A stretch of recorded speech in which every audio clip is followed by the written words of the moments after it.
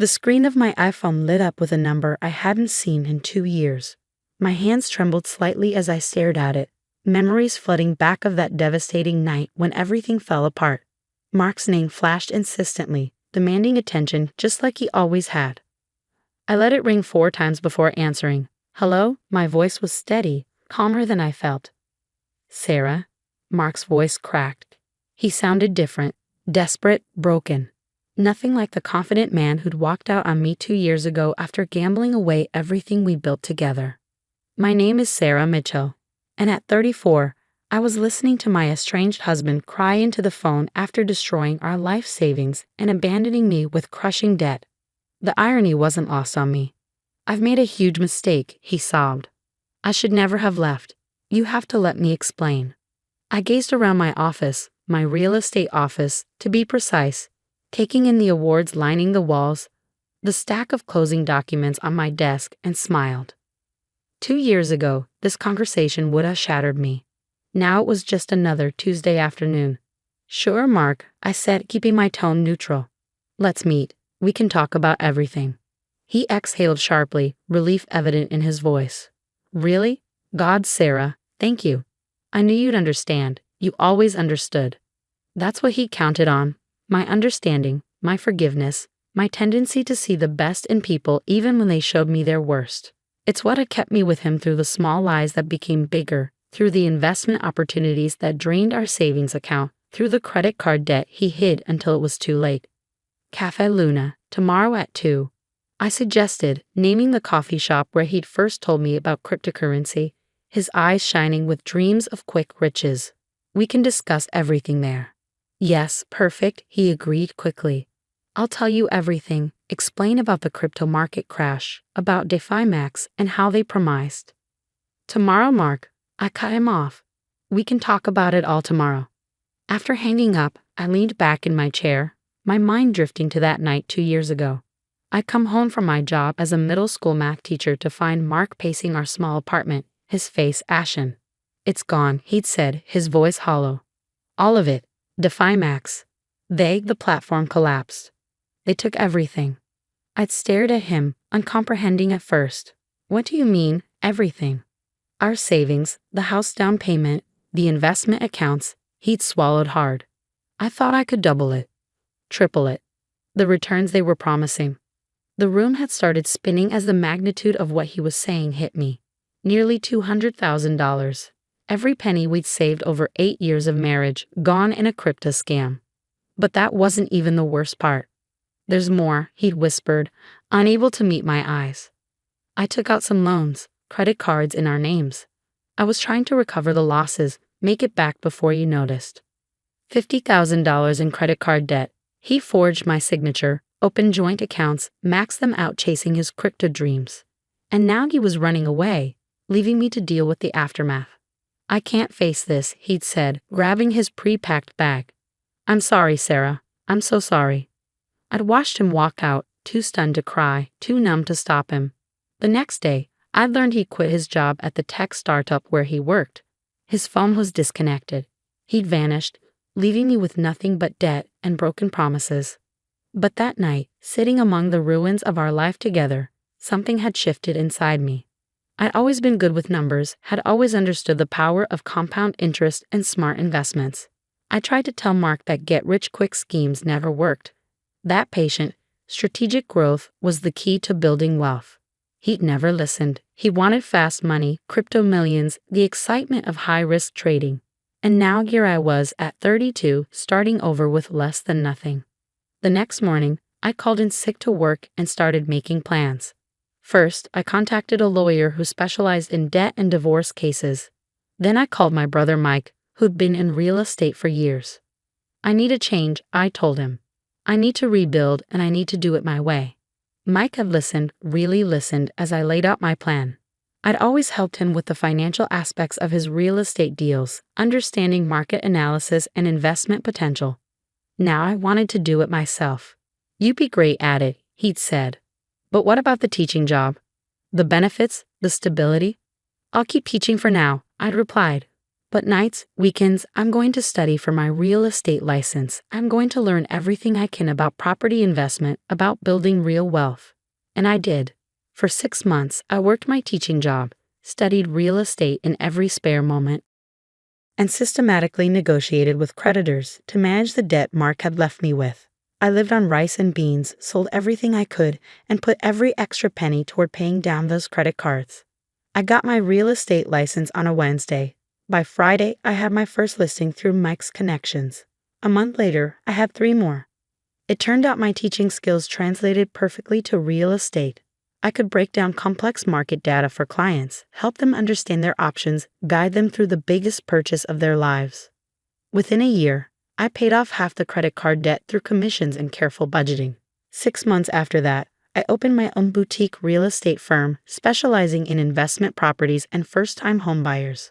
I understood their fears, their dreams of building something secure. I'd lived it. Now, sitting in my office 2 years after Mark walked out, I was debt-free and running a successful business. My firm had just closed its 100th deal, and I had a waiting list of clients drawn to my reputation for honest, strategic investment advice. My phone buzzed with a text from Mark. "Thank you for agreeing to meet. I have so much to tell you." I smiled, picking up the manila envelope on my desk, the one I'd been saving for just this moment. Inside were documents that would show Mark exactly what I'd built while he was chasing crypto fantasies. Tomorrow at Cafe Luna, he'd learn that sometimes the slow, steady path was the one that led to real success. And maybe, just maybe, he'd finally understand what he'd walked away from. I opened my laptop and pulled up the latest property listings. I had a client meeting in an hour, a young couple looking to buy their first home. They'd saved carefully, done their research, and were ready to build their future the right way. Cafe Luna hadn't changed much in 2 years. The same rustic wooden tables, the same artisanal coffee menu, the same large windows overlooking downtown. I arrived 15 minutes early, choosing a table in the corner where Mark and I had once planned our future overlaps and dreams. I set my leather portfolio on the table, along with the manila envelope. My real estate company's logo, Mitchell Properties, was embossed in gold on both. A small detail, but one I knew wouldn't escape Mark's notice. He walked in at exactly 2 p.m., and I barely recognized him. Gone was the designer suit, the expensive watch, the carefully styled hair. Instead, he wore wrinkled chakis and a faded polo shirt that had seen better days. His face was thinner, with dark circles under his eyes that spoke of sleepless nights. "Sarah," he breathed, stopping short when he saw me. "You look amazing." I did look good, I knew that. Success had given me a confidence that no designer clothes could match. My navy blazer and silk blouse weren't just expensive. They were earned. "Sit down, Mark," I said, gesturing to the chair across from me. "Would you like some coffee?" He slumped into the seat, running a hand through his unkempt hair. "I actually can't afford." "I'll get it," I cut in, signaling the barista. "Still take your Americano with an extra shot." He nodded, looking almost ashamed. Once our drinks arrived, we sat in silence for a moment, the weight of 2 years hanging between us. "Sarah," he started. "Let me go first," I interrupted, opening my portfolio. "Before you tell me whatever you came to say, I want to show you something." I pulled out a series of photographs, laying them on the table one by one. Beautiful homes, modern office buildings, luxury apartments, all properties I'd helped clients buy or sell over the past 2 years.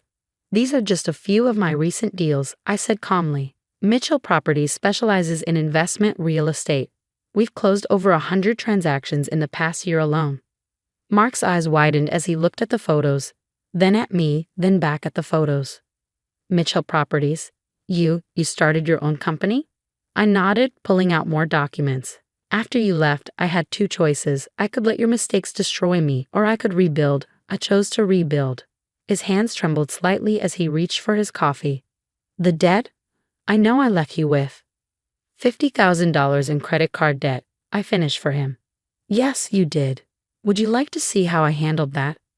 From the manila envelope, I extracted a stack of credit card statements, all stamped paid in full and red ink. I laid them out one by one, watching his face as realization dawned. "That's impossible," he whispered. "How did you?" "The same way anyone builds real wealth, Mark. hard work, smart investments, and patience. No crypto scams, no get-rich-quick schemes. Just strategy and dedication. I pulled out my company's latest financial statement. Mitchell Properties is now worth more than we ever had in savings. The difference is, this wealth is real. It's built on actual property, actual transactions, actual value. Mark slumped in his chair, his coffee untouched. I don't know what to say. When everything crashed with DefiMax, I thought, I couldn't face you. I couldn't face anyone. So you ran, I said, my voice steady but cold.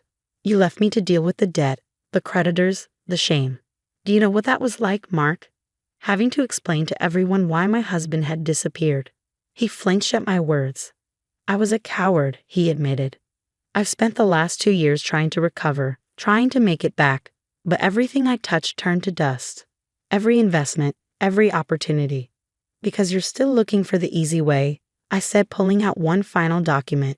You haven't learned anything. What's that? He asked, eyeing the paper warily. Divorce papers, I replied, sliding them across the table. Already filled out, just waiting for your signature. His face crumpled.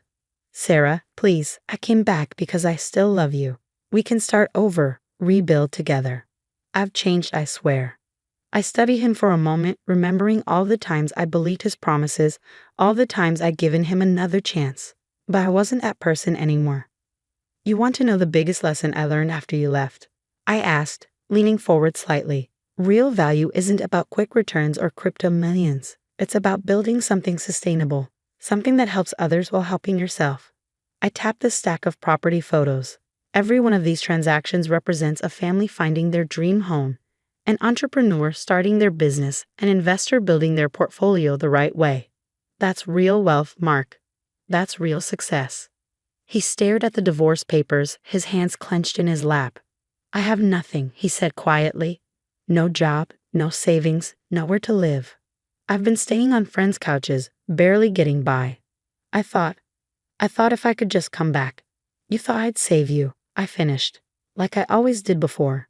But I'm not here to rescue you anymore, Mark.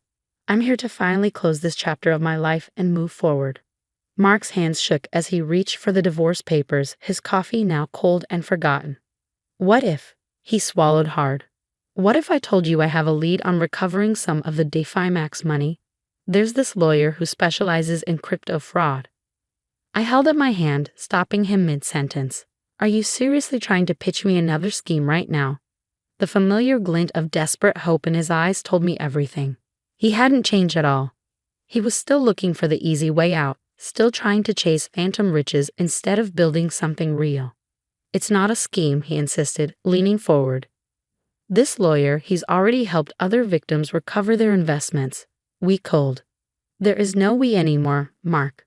I interrupted, my voice firm. And there's nothing to recover. That money is gone. But that's not why you're really here, is it? He fell silent, unable to meet my eyes. I waited, letting the moment stretch until he finally spoke again. I saw the article about you in Business Weekly, he admitted quietly. Your company's expansion, the new development project downtown. When I realized how successful you become, you thought you could come back and benefit from everything I've built? I finished for him. The same way you once thought you could get rich quick with crypto. Tears welled in his eyes, but I felt nothing. No pity, no anger, just a calm certainty that I was finally closing the door on this chapter of my life. I was proud of you, he said, his voice breaking. Reading about everything you've accomplished. I realized what a fool I'd been, throwing away our marriage for. Stop, I said firmly. You weren't proud of me, Mark. You were envious. There's a difference. I pulled out one more document from my portfolio, a cashier's check. His eyes widened when he saw the amount, $50,000. This is the exact amount of debt you left me with, I explained, placing the check on top of the divorce papers. I'm offering you a chance to do one right thing. Sign the papers and the money is yours. What's the catch? He asked, suspicion creeping into his voice. The catch is that you disappear from my life completely. No contact, no attempts to reconnect, no trying to leverage our past relationship for your benefit. You take this money and you do what you should have done 2 years ago, start over. And if I don't sign? I smiled, gathering my photos and documents back into my portfolio. Then I proceed with a contested divorce and sue you for the fraud you committed by opening those credit cards in my name. My lawyers have built quite a case, including proof that you forged my signature. That's felony fraud, Mark. Want to guess how many years that carries? The color drained from his face. You wouldn't. The Sarah you knew 2 years ago wouldn't. I agreed. But I'm not her anymore. You taught me a valuable lesson when you walked out. Sometimes the kindest thing you can do for someone is let them face the consequences of their actions. His hands trembled as he reached for the pen I'd placed on the table. For a moment, I thought I saw a flash of the man I'd once loved, the one who made me laugh, who dreamed big dreams with me on Sunday mornings. But that man was gone, replaced by someone I barely recognized. As he signed the papers, I felt a weight lift from my shoulders. It was really over. The check won't bounce, he asked, and I almost laughed at the irony. Even now, he was worried about being scammed. Unlike crypto tokens, Mark, real estate generates real money. The check is good. He stood up, clutching the check like a lifeline. I really did love you, Sarah. No, I said softly, you loved the idea of me, the supportive wife who would always be there to clean up your messes. But that's not love, Mark. That's dependence. After he left, I sat there for a while, finishing my coffee and thinking about the journey that had brought me here.